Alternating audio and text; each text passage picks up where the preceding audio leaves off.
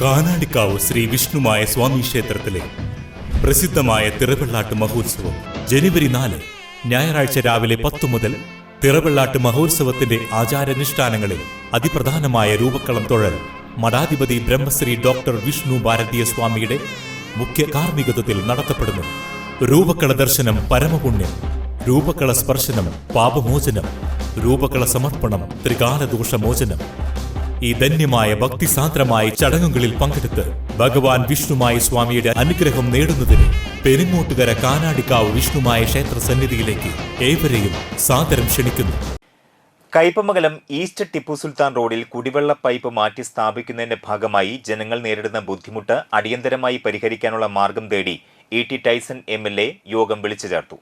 റോഡിന്റെ പല ഭാഗങ്ങളിലും പൊടിശല്യം രൂക്ഷമാകുകയും മൺകൂനകൾ വർദ്ധിക്കുകയും ചെയ്യുകയാണ്. ഇത് എത്രയും വേഗം പരിഹരിക്കണമെന്ന് വാട്ടർ അതോറിറ്റിക്കും കോൺട്രാക്ടർക്കും MLA നിർദ്ദേശം നൽകി. കയ്പമംഗലം ഗ്രാമപഞ്ചായത്ത് പ്രിയദർശിനി ഹാളിൽ നടന്ന യോഗത്തിൽ കയ്പമംഗലം ഗ്രാമപഞ്ചായത്ത് president Beena Surendran, vice president KK Sakkariya, block panchayat അംഗങ്ങളായ ഫാത്തിമ അനസ്, പ്രജീന റഫീഖ്, പഞ്ചായത്ത് അംഗങ്ങളായ Lubna Jinoob, Ansamol, Seena Ismail, Damayanthi Dasan, PS Sainuddin, Nahida Saleem, Sandhya Raveendran, Reshmi Sreejith, secretary Gireesh Mohan, water authority executive engineer Vinny Paul, assistant executive engineer Litty George, assistant engineer Haisa Moses, contractor Muhammad Ali, ER Joshy, CJ Paulson, Anas Aboobacker എന്നിവർ സംസാരിച്ചു.